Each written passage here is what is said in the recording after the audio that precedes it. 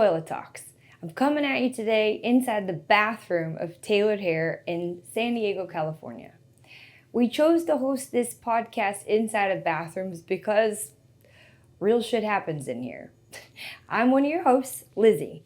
I am the founder here at Tailored Hair. I also own a company called Sneaky Fox. I'm a mom, and outside of being a mom and owning a business, my favorite thing is music and brainstorming. It's like the best. And if you put those two together, it's like life-changing. This is my really close friend and my co-host, Sam. I'm Sam Sailors, entrepreneur, author, musician, father, and husband. Today, talking about the inevitable, death and dying. Come on in, let's light a candle, and I hope for the love of God that you love this podcast as much as we love filming it.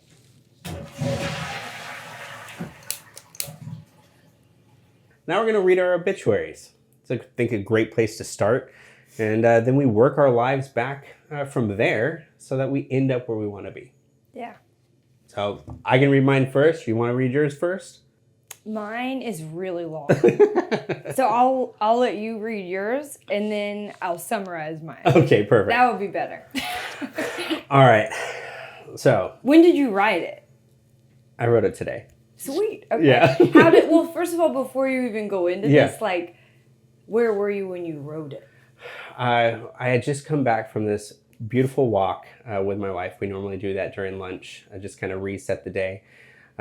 We work from home together, and it just allows us to kind of break up the day nicely and really enjoy nature. And it's a wonderful part about working remotely. So I just come back from a walk, was really excited about doing this today. And what better way to embrace the excitement than writing your own obituary? Yeah, it's wild. It really is. Yeah.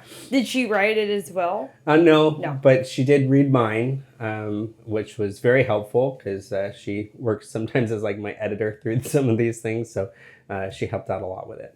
Okay. All right, let's do it. All right.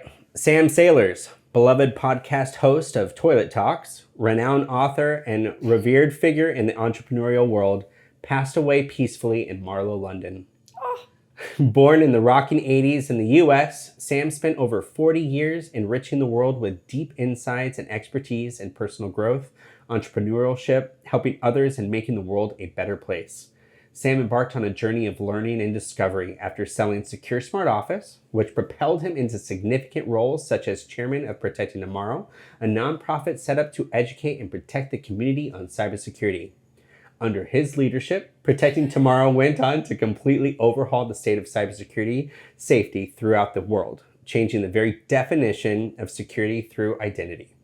Sam held board positions on 12 different nonprofit and charitable organizations that raised in excess of $2 billion combined for their respective causes, leading to 4 major medical breakthroughs, a reduction in homelessness in every major city in the U.S., and found forever homes for 400,000 orphans and 1.2 million sheltered animals.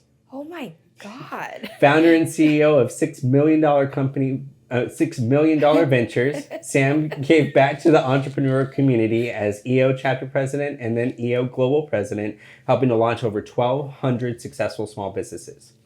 His career was distinguished by 7 books on the New York Times bestseller list, 22 articles and publications, 4 appearances on The Tonight Show, twice hosting Saturday Night Live, and helping his co-host land Toilette Talks for 12 years straight on the top 10 highest rated podcast charts, reflecting a life dedicated to excellence and a passion for helping others while getting the most out of the short time we all have on Earth. Sam co-created Toilette Talks as a platform to share this wealth of knowledge, aiming to educate and inspire listeners about those private topics that often feel lonely or awkward to talk about. The podcast quickly became a cornerstone for those interested in self-improvement and creating community, offering not only information, but also a new perspective to provoke thought. Friends, family, and listeners will remember Sam not just for the expert guidance and insights provided through this podcast, books, novels, leadership, coaching, and mentorship, and lead with kindness, business savvy, but also for the indomitable spirit and the ability to inspire everyone who came into his life. Sam leaves behind a legacy of work that continues to enlighten and engage, serving as a lasting testament to his dedication and love for leaving a positive mark on the world. Sam is survived by his 2 children, 4 grandchildren, and a community of listeners, readers, and peers who were profoundly impacted by his work. In lieu of flowers, donations may be made to Children's Cancer Society, a cause close to Sam's heart. His voice and teachings will resonate for generations, continuing to influence and inspire. Dude. That's a lot to live up to. Like, I beautiful. got a lot of work to do. What was like your biggest surprise or like your biggest discovery after like writing it? Like what popped in there that you're like, man, all right. Yeah, so the really fun part about this is, I try to do things for the community and definitely for the entrepreneur community in general. It's just been such a major aspect of my life, and I didn't realize until I was writing this that is really part of the legacy I want to leave behind. I mean, I love the coaching aspect. I love building businesses, finding those little things that make something that's amazing even better. And I just love that part. And then to pull all that together and actually give back to the community, I just think was really, really cool. And I'm like, you know what? I don't do enough of that. I try, but I don't do enough. So it really laid the roadmap for where I want to go. And I really liked that aspect of writing that all out. Loved it. If one of your grandkids went up to sing a song at your funeral, what would it be? Oh, goodness. Oh, my. I mean, I want it to be, there's a song by a gang of youths that is basically a funeral song. What is it? I'll have to, you know what? So we have a Spotify playlist that is going to go along with this podcast. Yeah. And I'll make sure that it's included in that. But it's a perfect, loving memorial song that's uplifting, but also shows that, the folks around really care for the person who's passed. It's an amazing song. Very cool. Right on. You want to summarize yours? Yeah, mine was like a 7-minute, like I wrote it and then I verbalized it into little voice notes. So that was a long one. Anyway, so what's interesting is you had told me like a few weeks ago when we were preparing for everything, you asked about like, have you ever thought about writing your own obituary? And I think most people would say their first thought is like, no, that's odd, and I want to think about it. But then, like, you freaking planted the seed in my head. And so I didn't really think about it until I had some time to spare.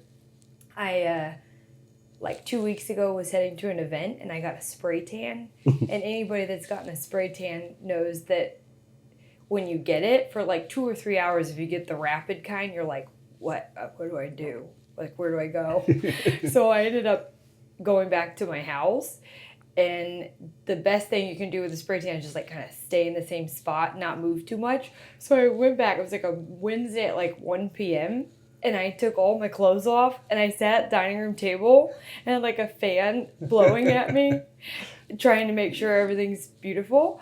And I was like, okay, I could either go and like pay bills and do like the 20 things on my to-do list, but then it popped in my head, I could also write my own obituary. So I chose that route. And it was interesting for anybody during this episode, if we inspire you to actually do this, you don't know where to begin. So I sat, and the first sentence that came out was basically like something along the lines of like, Lizzy, nothing she ever did made a total amount of sense until it did. and as I went through it, I think one of the biggest takeaways I got is I've owned Tailored now for almost 12 years. And as a business owner, I'm sure you've felt like this. You're like, a lot of times you're so used to worrying about everybody in it, the clients and the staff. And I think for years, I always was in that mindset. And in the last year, I've been pulling out and seeing what happens. But I've been kind of seeing and asking myself what I want. And so sometimes you're like, God, because I've done hair since I was 16. And I was like, is this something I'm going to continue doing? Like, is there other things? And as I wrote it out, I imagined myself at like 97 dying. I hope I'm like, please let me live a long time. I don't have any wood. Can I use your... So I think it was like writing this, I reflected at how much I wanted to actually lean into Tailored, more so than I ever even imagined. Wow. So I think it was really inspiring that way. Like, one of the parts of the obituary was like, one of Lizzie's favorite things to do was to go to her smaller barbershop in Positano, Italy. I was like, I don't even know why I was writing Positano, Italy. I've never been there before. I think I should go. And then I ended up dying in Giverny, France, which is kind of interesting because yours is in London. Yeah, so we seem to be flocking to a Europe. A little bit. That's kind of interesting. Yeah, Europe. And so after that, like, this was actually kind of cool. Is part of it, I actually, like, as I wrote it, it ended up being in Beck's voice. Like, the whole time was Beck actually delivering the eulogy. And he said something about, because I love to journal, and I always sometimes feel overwhelmed. Like, I have all these journals and I don't know what to do with them, so they just keep going into the closet. And it felt relieving that Beck was basically like, we're, taking all of Mom's journals and we're going to come up with something, whether it's like a documentary or a movie. And at one point he said, we still have to go and visit the New York flat and then the home in Kyoto. And this is the power of, I think, writing things down. 2 days after I'm writing this, one of my really long-time clients and really good friends, Keon, he came in. And he does, like, professional sword stuff. Wow. It's so... Your clientele is amazing. They're all over the place. And he That's just so went fascinating. to London, and like, and again, I feel like the professional sword world is probably like, there's a word for that. If you know the word, put it in the comments. Yeah. But he literally was like, because I was like telling him about how powerful it was to write the obituary, and I said, I don't know where I came up with this because I've never been to Kyoto, but I end up having a home there, and he literally in November is going to buy a home in Kyoto. Yeah. That's amazing. I don't know. Anyway, so it's like, I think sometimes it's hard to know how to begin, so then you just write the first sentence, and it's probably like that with you. Where did the inspiration come to, like, actually have it come from your child? Like, my head did not even go there, which obviously shows a lot of differences, which is fascinating on its own. But where did the inspiration to literally write it from his voice? I didn't mean to. It was like I was writing it, and as you listen to it or if you read it, it wasn't until the very end that it made sense. Wow. That he was actually the one to say it. So again, I think it's the power of just starting something and allowing it. I think it's so easy in life to want to control the narrative, because that's all, but I think almost like surrendering to it. And I think in the creative space, it's really powerful. Just surrender and allow, like, the world to actually almost like move through you. It sounds so cheesy. No, but it was a little cool. woo-woo, but I get it. I know, and I didn't like tell, because it's weird, because I was like so stoked about it and didn't actually realize I was going to be so excited to write it out. Yeah. But I told everybody, and I think like a large percentage was like, Lizzie, you're super random, whatever, that's cool. And then a few of them were like, are you doing okay? Like, why are you writing your own obituary? And then a few, like, have you even responded? They're like, this is cool. Like, I actually, well, a lot of times with goal setting, like, you think, in 3 years from now, I want to be here. Right. But it's I think it's way better to be like, okay, imagine yourself in whatever age you want to be kicking into the next thing, and look backwards. And it's so telling. It really is. And so for those who don't know, this actually came from someone asked Warren Buffett, the secret or his biggest tip for leading like a successful life. And this is the exercise that he suggested, is to write your own obituary and then work backwards from there. And I think it's fascinating. Warren, I didn't realize that. Yeah. And I also love that, like, I set expectations on myself and, really have a lot to live up for how I see myself. But you put this entirely romantic and beautiful spin on it, from putting it in the view of your child, that I just think it's so fascinating. I love it. So some of the feedback that you've gotten from some folks that you've actually shared this with, seems like there's some positives there. Seem like they're like, what the hell's going on? But have you had friends that are now going to write their own obituaries as well? Yeah. Oh, I love that. Yeah. I think, and again, I think at first you don't realize what to do or where to begin, but I think you just you write the first sentence. Yeah, I think it'd be fun to follow up with them, in a week or so, just to kind of see what they ended up coming up with. Again, leave it in the comments, right? That kind of stuff. But yeah, so I love the exercise, and one of the topics of today, or the overall conversation points for today, is trying to put a positive spin on the overall conversation of death. And for me, just growing up and living a lot of life, people were literally putting money on if I was going to make it past 25 or not. It was, here for a good time, not for a long time. That whole mentality was living a lot of life. And I honestly couldn't even see the benefit or the draw to living old, like to being elderly. I did not want anything to do with that. And it's going to kind of sound a little bit cheesy, but I was full into that mentality until I met my wife. And then all of a sudden I'm like, now I actually see somebody that I can grow old. I'm encouraged and I'm inspired to grow old with together and experience as much of life as possible with this person, which was a very unique experience for me. Have you experienced anything like that changed kind of your perspective from, maybe what you originally expected your life to last for, and then maybe has changed in some way, shape, or form? I think that before having, because I have a 5-year-old, Beck, and I love him more than anything. I think before having a kid, you're so selfish, but not in a negative way. You're just like, the only thing you have to worry about is yourself.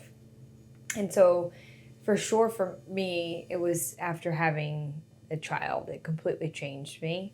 Like, I was a total workaholic before him, and now it's just like, I'll do anything to get more time with him. Like this summer, we're going to go to South Carolina because he loves green anoles, which is like a certain type of lizard. And we're literally for 4 days going to go and try to find green anoles because they're from South Carolina. And then there's this one, because I was researching, there's this one called the Mediterranean gecko.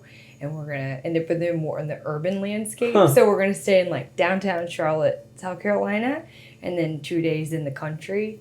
But again, like, there's no question I would drop anything and everything for him. So I think it's made me respect my actual time. And then also, in addition to that, I guess, would be respecting my time so that I can give out as much as I can to him and impact him the most that I can before I head on to the next lifetime. And the other thing would be being way healthier. Like, sleep and eating healthy and all those things. Like, when you're younger, you're just for me at least, I was just go, and really with no thought. And the other thing that's interesting too is, I think, so it's partly having a child change me.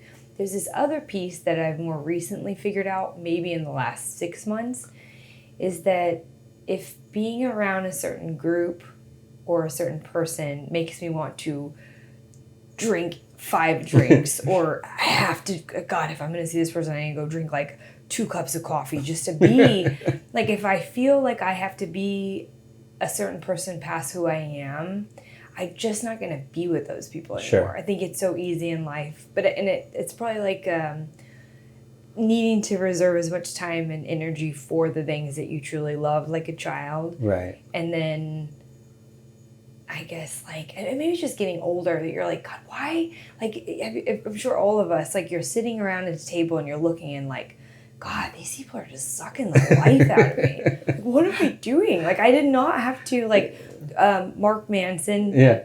He wrote The Subtle Art of Not Giving a Fuck. It's really, that book also shifted me like a year ago. I read it and you're like, oh.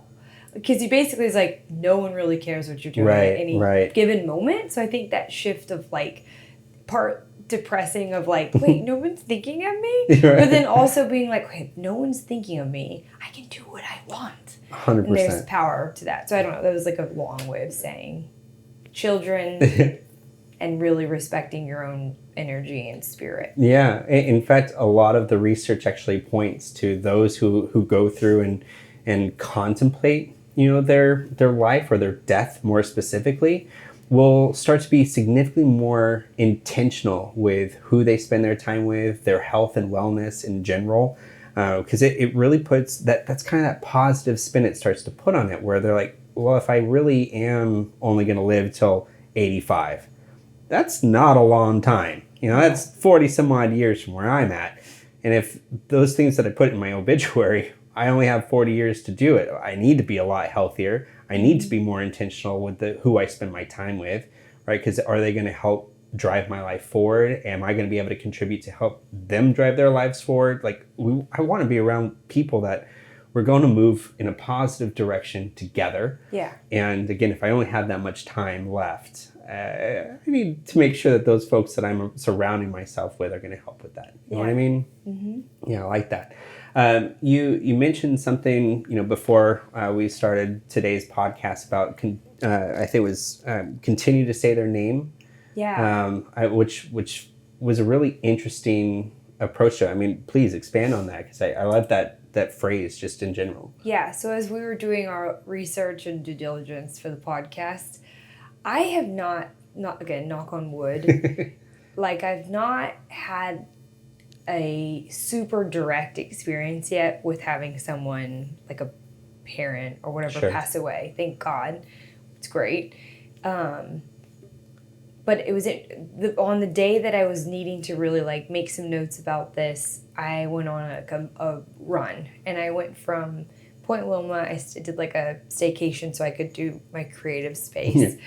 And then I ran to Cabrillo National Monument, which have you been there? No, I haven't, but it sounds amazing. Wild. If any San Diego locals, if you have not recently gone to Cabrillo National Monument, it is beautiful. So I ran there, and I got there like 20 minutes before before the place opened. And so I was like, dang it. So I sat down, and there was this lady that came and sat right next to me. And I don't even know how we got on the topic, but she pretty quickly started to tell me that her son, that was like only 36, died 2 years before. 36. And then her husband, 9 years before, died at like 50-something of a heart attack. Oh. Insane. So then I was like, which I also think was interesting is like sometimes you're more willing to tell like a stranger like your true self than... Well, maybe you are, but yeah, I definitely see that. Yeah, like for whatever reason, I think I don't even know what the question was to even get her talking about it, but she seemed like she was like almost relieved to talk about it. And to open up to somebody. Yeah. And so I was like, well, what are some things like that you wish people knew more about? Like, now that you've had two really, really, really close people die. And she very quickly was like, people need to not be scared to say their name. She was like, especially with her son, she was like, I can tell people are dodging the topic or they're and she's like, I love, like, actually that was it. We got on the topic because I have Beck, who is my 5-year-old son, and that's where it tied in. But she basically was saying, like, I love to share memories about him. Like, it doesn't have to be what it was when he died. And I thought that was super cool, of just like really the power of saying anyone's name in any given time. It's such an intimate, beautiful thing. But after someone has passed, that was cool. So yeah, just continue to say their name. Wow. I wonder if that's a culture, because not everybody has that perspective. I mean, I know that there are people that have an unfortunate death in a family like that, especially the loss of a child, which I would never wish on anyone.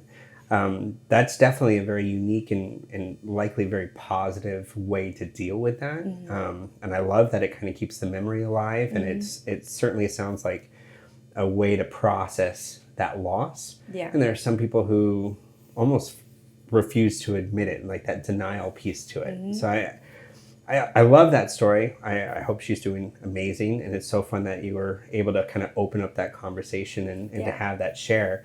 I wonder if it's a culture thing as well. Because, I mean, especially in the United States, it's just overall death in that conversation is kind of a hush-hush subject. Not a lot of people like to talk about it.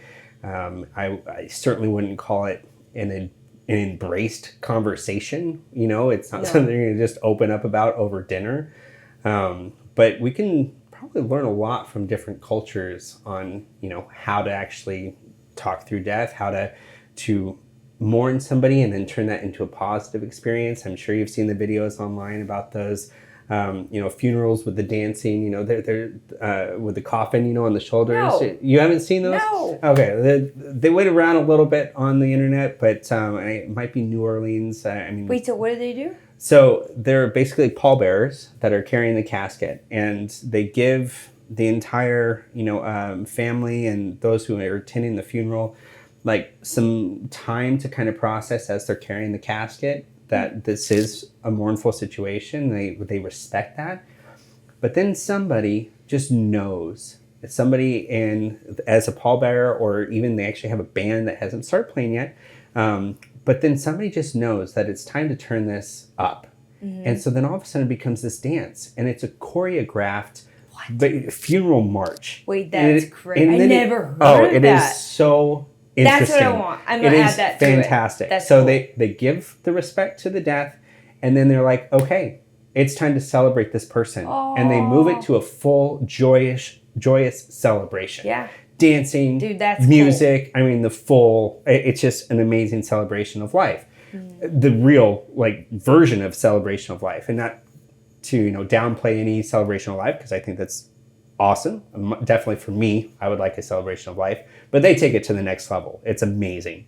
I think it's, in a lot of ways, death can be celebrated. There are so many components to when a loved one dies, or a spouse dies, or unfortunately even a child dies, that there are elements that can be very challenging to talk through, especially with a good friend or a family member who's, you know, gone through a loss like that, that can move their life into a positive direction. And it's, I guess the closest situation to me was talking with my mom about losing her parents.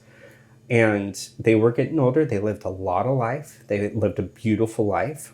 But as they got older, whether you'd like to admit it or not, there was a little bit of burden there, you know, trying to care for an elderly parent. They're just, unfortunately, not as capable, and they need a lot of care and attention.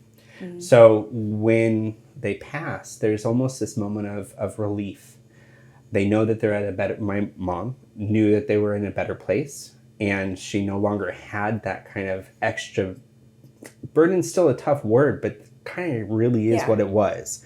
Now she's able to, the expectations of how she lived her life and is living her life have diminished, right? She wants to be good in the way she lives her life for the memory of what her parents would want for her, but not necessarily that Thanksgiving conversation over dinner on how's your life going, right? Yeah. So, I mean, there are pluses and minuses, obviously, but I don't think that as a culture, we talk enough about the positive impacts that can come from a loss like that. No.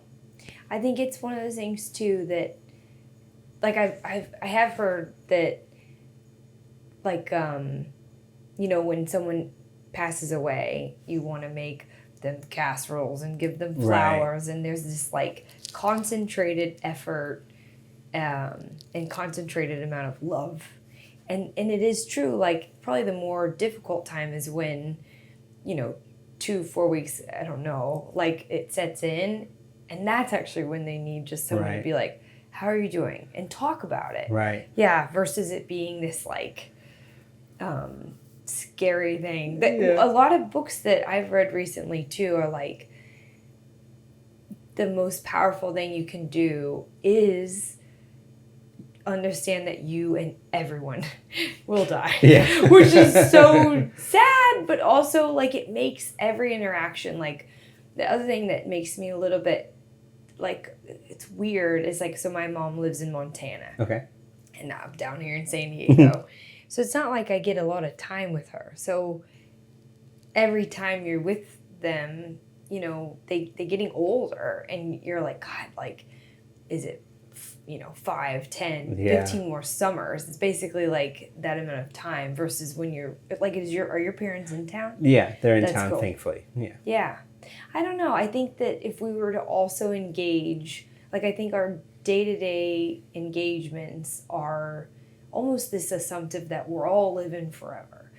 So it's like the person that you're about to go flip off while you're driving, like, if that was their last day, is like that the interaction you want them to have? Right. Or if that's your last day, that's like your final day you want to happen? That's so sad. Yeah. Like, so I think if, with that understanding of like, we're all going out, and what's the most graceful way we can do this? Yeah. I don't know. I think it'd change a lot. I did talk to my mom while we were prepping for this, about death.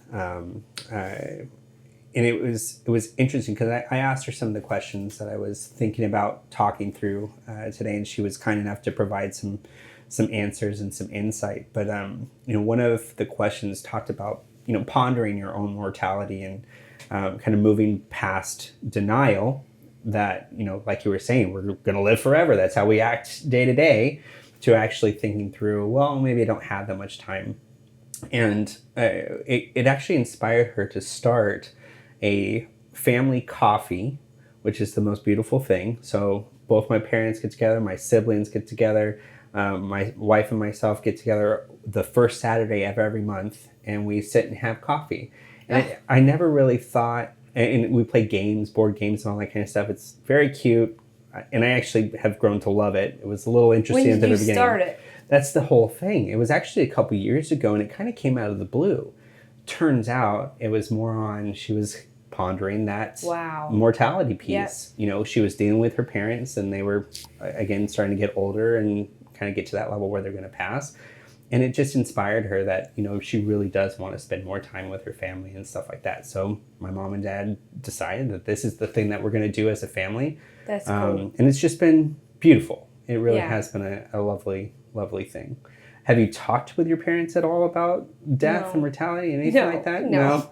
I think it's a tough topic. It is a very tough topic. Yeah. I don't know. I think that it, like, how did you even go into it? I literally, thankfully, I had this platform saying, hey, I'm prepping for this podcast. Would love to talk to you about death. So if, like, for people that are watching this, like, what would be the 2 or 3 questions that you could start with, or what did you start with your mom? So I mean, I did ask her a couple very, very specific questions. Being the entrepreneurial mindset that I was at, I was like, hey, have you noticed anything from a business perspective, in your industry, in your job, that getting older has either had a positive or negative effect on your industry? Which I thought was a very business-oriented, entrepreneurial question or whatever. It's like one of the questions she didn't answer. She's like, I don't know. It doesn't really have that big of a deal, except that I have a lot more experience than some of the other people. And I was like, okay, that's fascinating. The other part had to do with, I did ask her if she had ever written her own obituary, which she had not, but she thought it was a fascinating subject, which was really fun. And then that would be such a rich Dad. Have you considered writing your own obituary? My dad would be like, Lizzy, what are you talking about? Yeah, it is an interesting thing. That's cool. And again, honestly, if I didn't have this particular platform, probably never would have brought it up. The closest I ever got was talking like succession planning and stuff with my parents. They had just done their whole trust and all that kind of jazz. So we kind of borderline talked about it, but not really kind of went deep into any of these topics and stuff like that. So I'm grateful that we've had this overall topic. I think coming up with this together was fascinating. Do you know what I did hear? And I don't know the exact number, but one of my clients, he was like, have you made a trust yet? And again, that's another thing about like, we're going to live forever, right? Or you just get busy. Like, I think it's mostly like, maybe it's not even just that, it's not that we all know it's happening, but we get so busy in life. But he basically was saying that if you don't have a trust, basically like the home that we own or the like business, whatever, if you don't have that, I think they said that like basically Beck would get a lot less of that, like, or our son, like it goes to, whether it goes to the state or the whatever, like, yeah, so the whole probate thing. Yeah, so in that too, it's like, you know, you want to like make people celebrate your life, not be like, oh my God, there's so much to figure out. So yeah, but again, it's like one of those things where, because maybe people delay going with the building out the trust, because it does make you sit down and be like, do we want to be cremated, or really like, go through all those details? Oh, for like, sure. do you know if you want to be cremated or if you want to be buried? I do. I want to be. So first, I want to have my organs, you know, donated. Yeah. Which I think if I can help somebody out, that's fantastic. But I definitely don't want my family or kids or anything like that to have to pay for a coffin and a burial and all that. Just after you take the things that are useful to others, just burn the shit out of the rest. Yeah. I'm fine with that. What about, before I go too deep in that, your cremation or burial, or what were your thoughts on it? I think I would be cremated. It's super weird. I was like, if for some crazy reason, I don't know. I don't know. That's a weird question. Yeah, it is a weird question. But you're like, wow, I guess that. I've also thought it'd be cool. One of my favorite places, it's why I ended up dying in Giverny. Uh-huh. That was the name of the obituary, Death in Giverny. Oh, I love it. So, for whatever reason, I've always loved Monet. Okay. Like, even since I was a little kid. I think it was because I got some random, like, 3D pop-up book, and it was of Monet's garden. And there was, like, the bridge. And, I don't know, probably, like, 6 or 7 years ago now, I went and I visited it.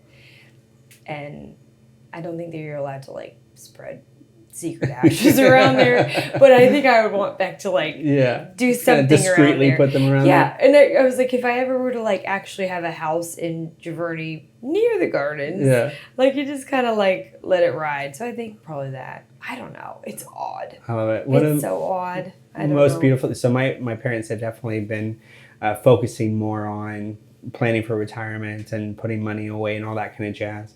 And I naively assumed that it was so they could enjoy their retirement to the most. Cruises, golf, vacations, all that kind of stuff. And it was literally the sweetest thing. My mom was just talking about, I don't want to be a burden to you kids. Oh, so she wanted to make sure that the trust was in place, that the savings were in place, just so that all of those kind of details she does want to be buried. All those details are actually covered within the trust and taken care of. So it will never be a burden on us. I just thought that was such a beautiful thing. Obviously speaks to my mom, who's the best fucking person in the whole world. But it was just a beautiful take on why they're kind of putting more emphasis into the retirement piece. Yeah. That was beautiful. That's really cool. Yeah. Okay, so now that we have gone into how we want to die and be cremated. And that's good. We've covered a lot of ground. Yeah. Like, we've covered a lot, like what to do when someone we know has someone that passes away. Keep saying their name if that feels comfortable.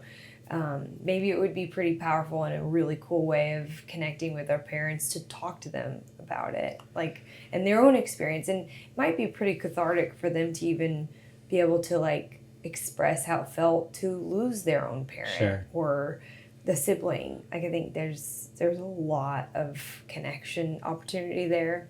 You might even be surprised by where their head is at. Like, I know I was surprised, and it was moving. I thought it was really special, and I'm glad I had the conversation. Yeah.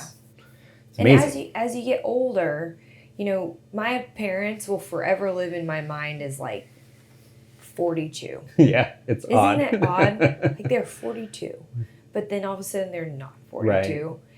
And you have little glimmers of like, wow, interesting, right? Like, I have always imagined my mom with like, I don't know, like just interesting. So I guess all of this stuff compiled in, since we don't have a lot of time in this current life, like, who are the people that you want to keep around and to add life to you? Yeah.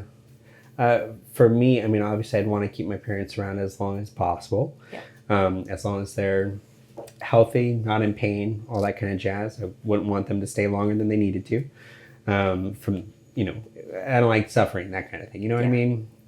But as long as they can, when they're safe and healthy, obviously my kids, my wife, who I mentioned earlier, is the one person I could actually inspire me to live longer, which is, holding hands as we drive off a cliff in a speeding car or something like that, just to make sure that we die together. Oh, wow. That's a whole other conversation. Yeah, it is a whole other conversation. Holding hands on a bell. All yeah, right. I That's almost... not how your obituary ended, right? Well, it's funny.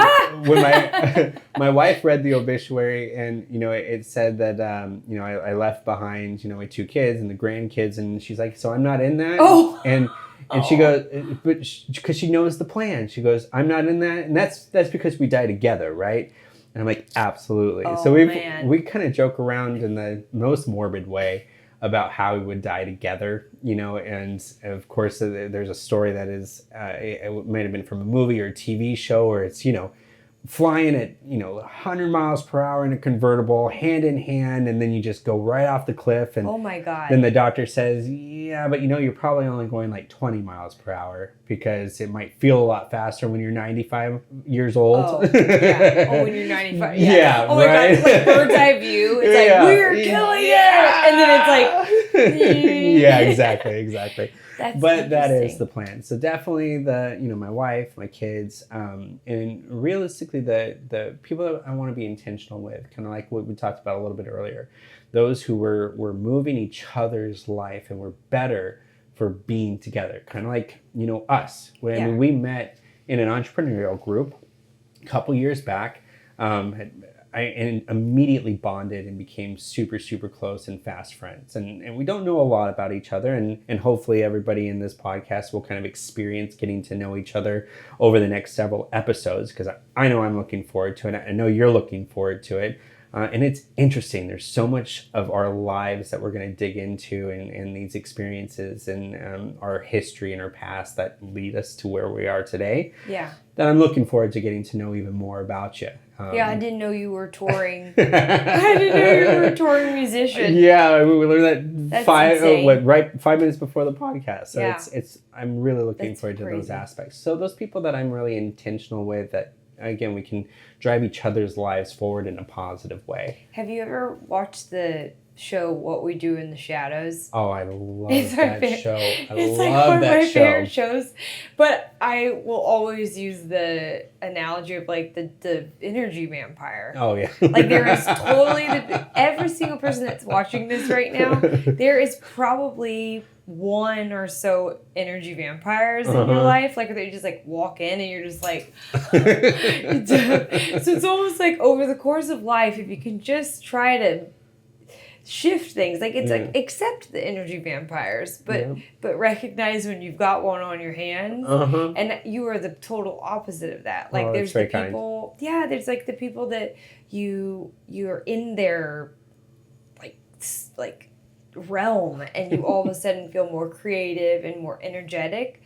And again, it's like, it's also very lucky to find those people in life. Like, and was it Mark Manson, his podcast? Yeah. He has like this podcast, Subtle Art of Not Giving a Fuck. Right. And he said something interesting. I don't know if he was interviewing someone, but it was like, do you believe in luck? And do you remember that one? Remind me, please. So the thing was like, do you believe in luck? And he was like, I think, and I'm summarizing this, like, of course, luck and action go hand in hand. Like, if you're saying you want to be a famous actress, but like you're not leaving your bedroom, right? You're probably not going to get super lucky. But like the people that are like, I'm going to be a famous actress, and then they go to like a coffee shop and they happen to hear a director talking about a movie. Like, it's like your luck is proportionate to the actions that you're taking. I love that. And I really love that. So I think it's one thing to find, even one person in your life that adds that kind of energy, but almost being like a seeker of almost like creating more opportunities to be lucky. It's kind of neat. Yeah. I love that. I feel lucky knowing you. We'll right back at you. Thanks. Awesome. This episode of Toilet Talks is brought to you by Us.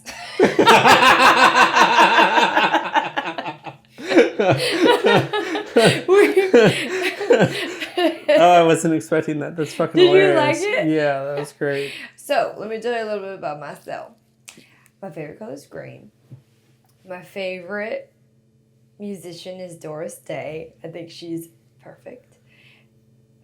Rest in peace. and also to talk about the business that's sponsoring, or at least we're writing off this as a marketing expense, is Tailored Hair in San Diego, California. If you ever want to take 1 hour of the 730 hours on average you have a month to treat yourself to the best freaking barbering experience you've ever had, visit tailoredhair.com to learn more. That's fucking perfect. I loved everything about that so much. Okay, That was amazing. Okay, good. Just popped right in there. Yeah, I that was still great. am tripping out about that fight. I know. Weird. Sorry, go ahead. No, we're good. Again, that was golden. All right.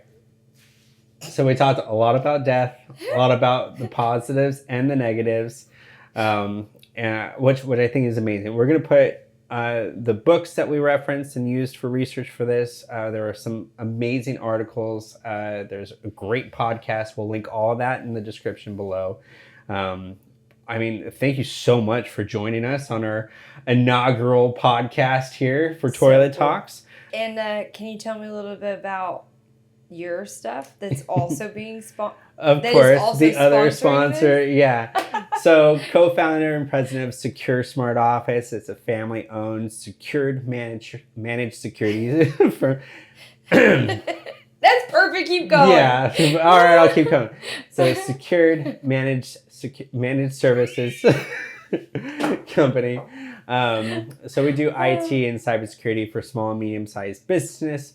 All over San Diego and the United States. You can't keep making me laugh in the sponsor segment. We're gonna get better at this. We are gonna get better about this. I but definitely am gonna. What is the website? It is ssowow.com. That's ssowow.com for all your IT and cybersecurity needs, especially in San Diego. So thank you so much. You rock. Lizzy. I'm so glad to know that with the massive following that we have right now, that we're protected. Oh, we are, for sure. Totally. You're always gonna look good, and we're always gonna be cyberly protected. I know. It's the great partnership and combination. I love it. Hair and IT. Do you need more? Awesome. Okay. Oh, and then this is the part that you're supposed to say. Subscribe. Oh yeah. Like, comment, subscribe. Give a good review. Yeah. If you think we need some feedback that is under 5 stars, just email it. Yeah. The email is Lizzy, Lizzy @toilettalks.com. Perfect. And we'll be stoked to hear. And it'd be cool to hear what are the things they want us to talk awkwardly about in the bathroom. Absolutely. Ideas, concepts, anything. You can put it through anonymously. If you have something that you've thought about, contemplated, or want to discuss that you might think you're alone in, or those conversations that come to you in the shower or on the toilet, those are really the things that we want to talk about in the most interesting and entertaining ways. Yeah. The one thing I will say, because I think that, what is it? If you don't speak it, the world doesn't know it. You want it. So in my obituary, I said something like that we went to all these really badass people's bathrooms. Yeah. Because it'd be super cool to travel to people's bathrooms. So one of the people, well, there was a few Willie Nelson, Mick Jagger, Snoop Dogg. So I guess maybe what I'm trying to say is if you know someone that is so rad that would want to invite us into their bathrooms, we will be so stoked to go. And it seems like maybe we should go to Mick Jagger's. I think it's a great idea. So if someone has some kind of connection to Mick Jagger or Brad Pitt, I think I've heard Brad Pitt has a place in France. I'm in. I think. Anyways, I think that'd be super cool. So if you know badass bathrooms that we should go to, that would be amazing. Yeah, let us know. And we're definitely going to have you go ahead and record your obituary at some point, and we'll put it on a sub channel or, TikTok, Instagram, something like that. Yeah. But it's a beautiful obituary. You absolutely have to record that. I think it's fantastic. Thanks. So write your obituary. It's going to be cool. Awesome. Bye. Bye. Bye. Bye. I love it.